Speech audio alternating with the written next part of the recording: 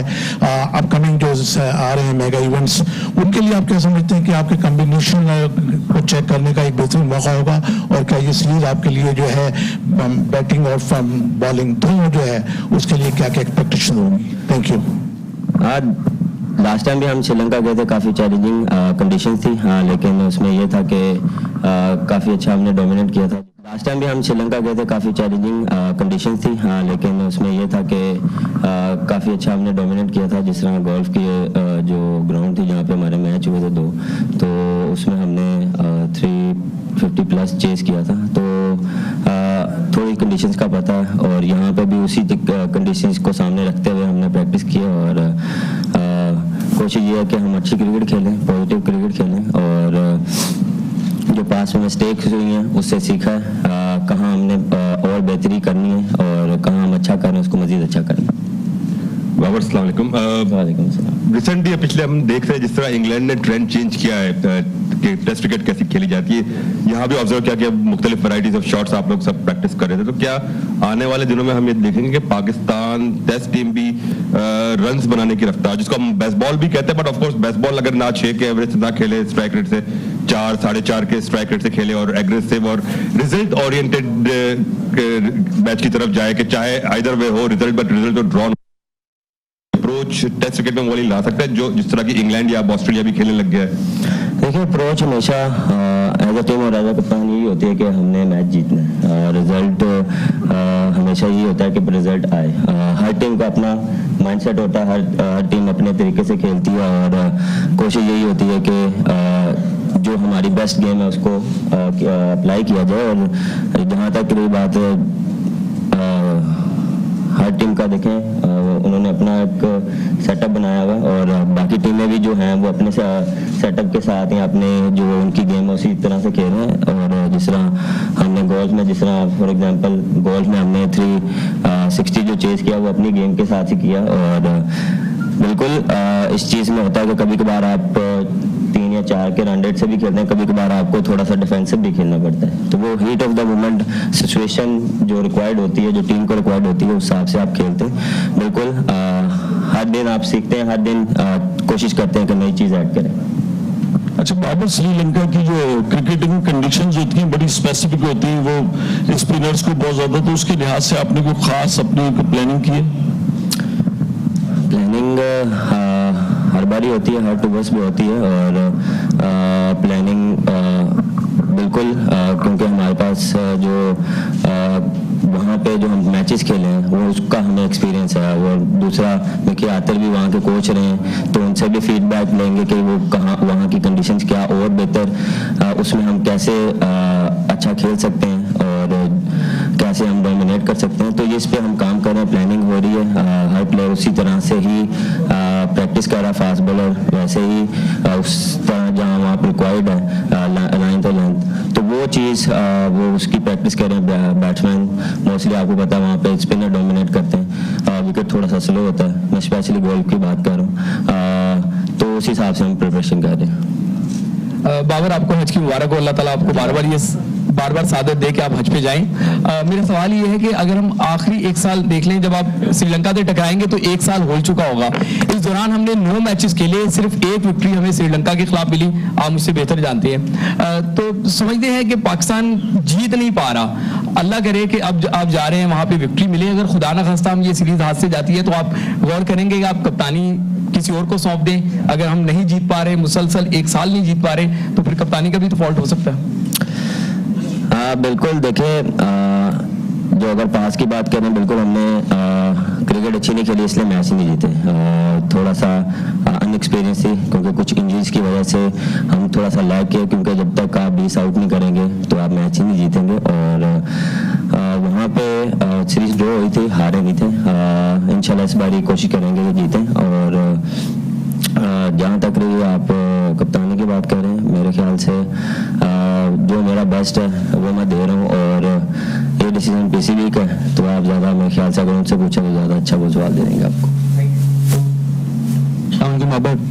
अच्छा, अभी हम लोग का नई टेस्ट चैंपियनशिप का स्टार्ट है, नया साइकिल शुरू हो रहा है। ऑब्वियसली पिछले साल 3 होम पे सीरीज थी, हम उनको उस तरह कैपिटलाइज नहीं कर पाए। इस दफ़ा खैर होम पे भी हैं, अवे भी हैं, तो तो इस टेस्ट चैंपियनशिप को अप्रोच करने मतलब किस तरह की अप्रोच होगी थ्रू आउट द साइकिल 2 सालों के लिए, और इस साल जो है वर्ल्ड कप और एशिया कप भी है, लेकिन 5 बहुत इंपॉर्टेंट टेस्ट मैचेस भी हैं, मतलब इंक्लूडिंग ऑस्ट्रेलिया और श्रीलंका। तो टेस्ट मैचेस में किस तरह की अप्रोच पाकिस्तान लेके जाएगी, और स्पेशली रिसेंटली पाकिस्तान वे के बारे में काफ़ी डिस्कशन हुई कि एक नए तरीका पाकिस्तान खेलने का लेकर आएगा, तो उस हवाले से टेस्ट चैंपियनशिप के लिए क्या अप्रोच होगी उस पर थोड़ा सा बात करें।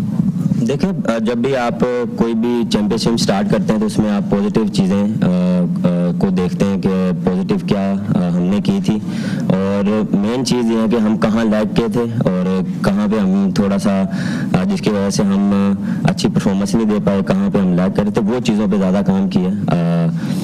थोड़ा सा जो है पार्टनरशिप्स पे काम किया कि जितनी अगर पार्टनरशिप आपकी लगी उसको लंबा लेके जाएं, और दूसरा बॉलिंग में भी पार्टनरशिप चाहिए होती है, क्योंकि जब आप को आउट करना होता है तो आपको थोड़े से मिनट आवर करने पड़ते हैं, तो उस पर भी हमने काफ़ी काम किए।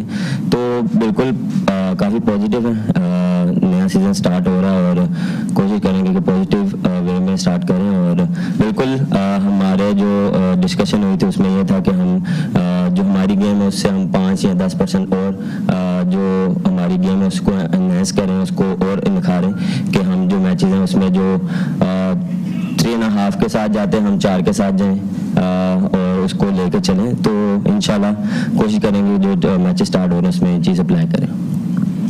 बाबर, ये श्रीलंका का टूर जो है ये एशिया कप से पहले हो रहा है, तो आप क्या समझते हैं कि जी आपको टेस्ट मैचों में जो प्रैक्टिस मिलेगी, जाहिर बात है कि पाकिस्तान के मैचेस वहाँ इंडिया से और दूसरी टीमों से हैं, तो उससे कितना बेनिफिट होगा? जाहिर बात है सारे प्लेयर जो है वाइट बॉल के इस पर नहीं है, लेकिन इसमें बहरहाल काफ़ी लड़के हैं, तो उसका कितना बेनिफिट होगा इस टूर का? बेनिफिट देखिए हमेशा होता है, और देखिए जब भी आप कोई भी टूर्नामेंट खेलते हैं वहाँ जाके आपको उससे पहले मैचेस मिल जाते हैं, तो एक एज मिलता है आपको कि वहाँ की कंडीशन क्या रिक्वायर्ड होती हैं। लेकिन देखिए फॉर्मेट चेंज है, टेस्ट मैच जो है वो डिफरेंट फॉर्मेट है, डिफरेंट माइंडसेट से खेला जाता है, डिफरेंट जो है वो प्रैक्टिस से खेला जाता है। वो 5 दिन आपको गुजारने होते हैं, क्योंकि डे बाय डे वो आप देख लें उधर थोड़ा सा विकेट स्लो हो जाती है, तो वनडे में डिफरेंट कंडीशंस मिलती हैं, तो बिल्कुल उससे हेल्प मिलेगी। लेकिन इसमें जो मिकी आर्चर उसमें उससे हमें काफ़ी हेल्प मिलेगी, क्योंकि वो 2 साल उनके कोच रहे वहाँ रहे हैं, उनको कंडीशंस का पता है, तो उनसे वो काफ़ी हेल्प मिलेगी। तो ये चीज़ें हम भी लुक आफ्टर करेंगे कि वहाँ हमारी वाइट बॉल क्रिकेट होगी, तो उसको जितना हम वहाँ समझें यहाँ पे क्या किस तरह की क्रिकेट खेल जाएगी वो काफ़ी अच्छा होगा हमारे लिए। बाबर, आपको हज की तो बात मिल गई, यकीन आपने सबके लिए दुआएं की होंगी। सवाल मेरा ये है कि ये टीम जो अनाउंस हुई है उसमें कंसेंसस मतलब सबका शामिल था, या आपकी कोई मतलब चॉइस थी जो टीम में नहीं आई, या ऐसा कोई लड़का रह गया? दूसरा ये कि देखिए वर्ल्ड कप का काउंटडाउन जो है वो शुरू हो गया है, वर्ल्ड कप भी है, फिर एशिया कप भी है, और उसके साथ साथ आप टेस्ट चैंपियनशिप में भी जा रहे हैं, और लास्ट टाइम हम इतने पॉइंट्स हासिल नहीं कर सके थे टेस्ट चैंपियनशिप में, हम मतलब अपना टारगेट जो है अचीव नहीं कर सके। तो ये 2 चीजें मतलब 3 चीजें हैं, तो आप उसको किस तरह से देख रहे हैं, वर्ल्ड कप, एशिया कप और ये टेस्ट चैंपियनशिप? और दूसरा ये कि टीम का बताइएगा कोई ऐसा खिलाड़ी जिसको आप चाहते हो, यकीन आपसे मशवरा किया होगा, क्या समझते हैं?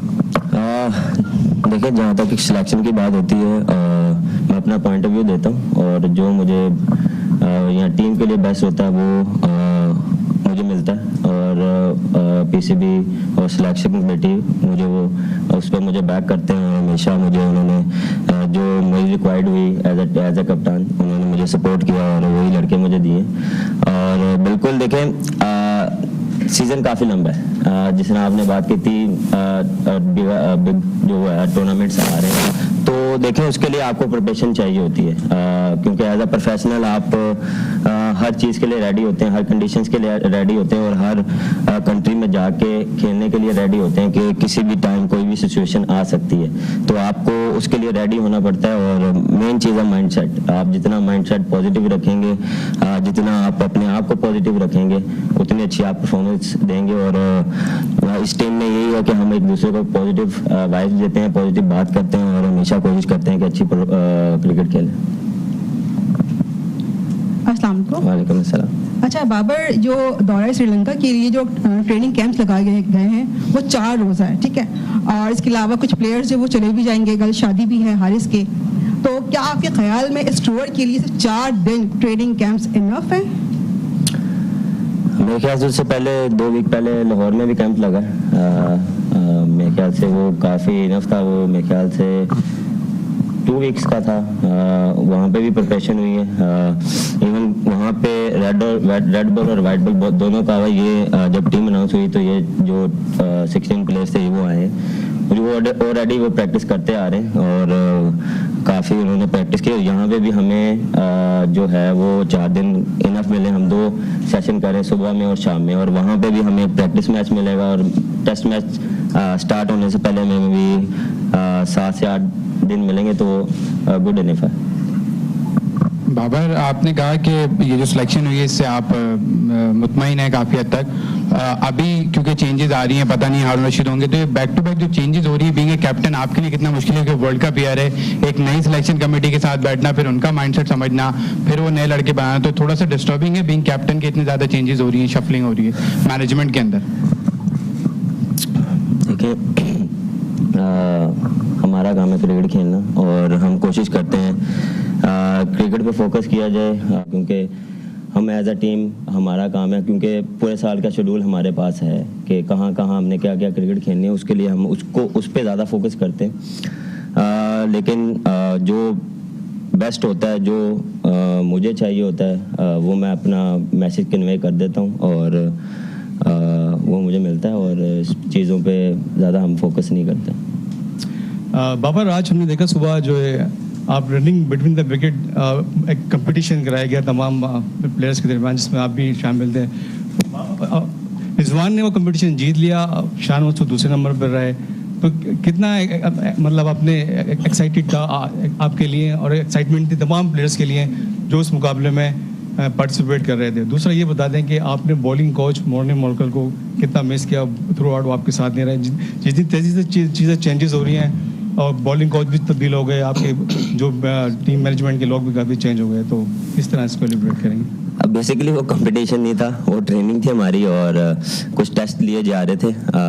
उससे पहले आपने देखा हमने 2 किलोमीटर की भी किया होगा। उसके बाद फिर हमने ये जो आप कह रहे हैं कि कंपटीशन था, वो सिर्फ ये है कि फिटनेस टेस्ट जो थे हमारे वो लिए जा रहे थे कि हम कहाँ स्टैंड कर रहे हैं, आगे जो क्रिकेट आ रही है उसके लिए हमने प्रिपरेशन करनी है फिटनेस के हवाले से। तो बिल्कुल हमने एंजॉय किया और जिस तरह आपने बात की है कि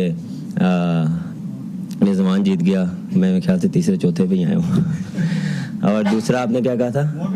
बिल्कुल मेरे ख्याल से यहाँ पे होना चाहिए था, लेकिन अनफॉर्चुनेटली कुछ मसले की वजह से वो नहीं आ पाए। लेकिन जिस तरह बॉलर्स ने अपनी प्रिपरेशन की है, क्योंकि देखें सारे खेलते आ रहे हैं, सारे एक्सपीरियंस है, सबको पता है कि कैसे क्या किस चीज़ पे काम करना है, वहाँ की कंडीशंस क्या होंगी और वहाँ पे बॉलिंग किस तरह की होगी।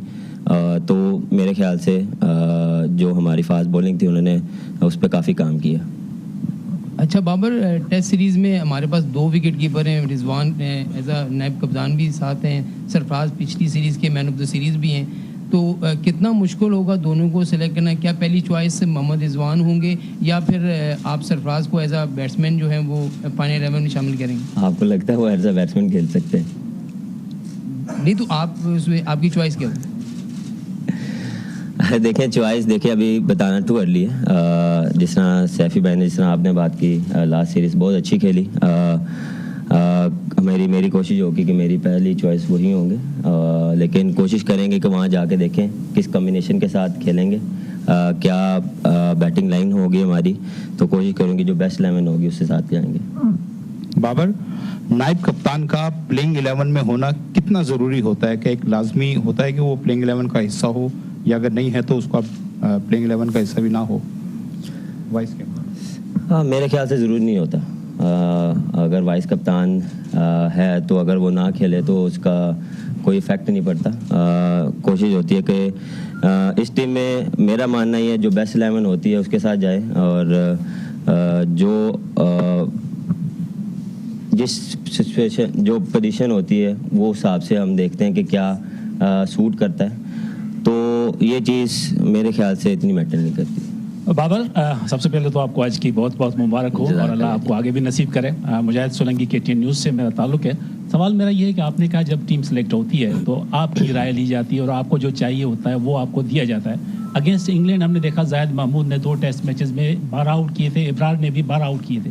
उसके बाद Zahid Mahmood out of scene हो गए, अभी भी वो प्रैक्टिस सेशन में आपके साथ है। तो जाहिद महमूद के मुस्तकबिल को कहाँ देख रहे हैं एज अ कैप्टन? आपकी वजह से वो बाहर है या सिलेक्शन कमेटी की वजह से बाहर है? देखें, ये किसी की वजह से बाहर नहीं होते। ये नहीं कि मेरी वजह से बाहर हुए या सिलेक्शन कमेटी से बाहर होते हैं। आप कोशिश करते हैं कि जो बेस्ट कम्बिनेशन होता है उस हिसाब से चलें। वहाँ पे क्या सूटेबल हो सकता है, किस तरह से जा सकते हैं।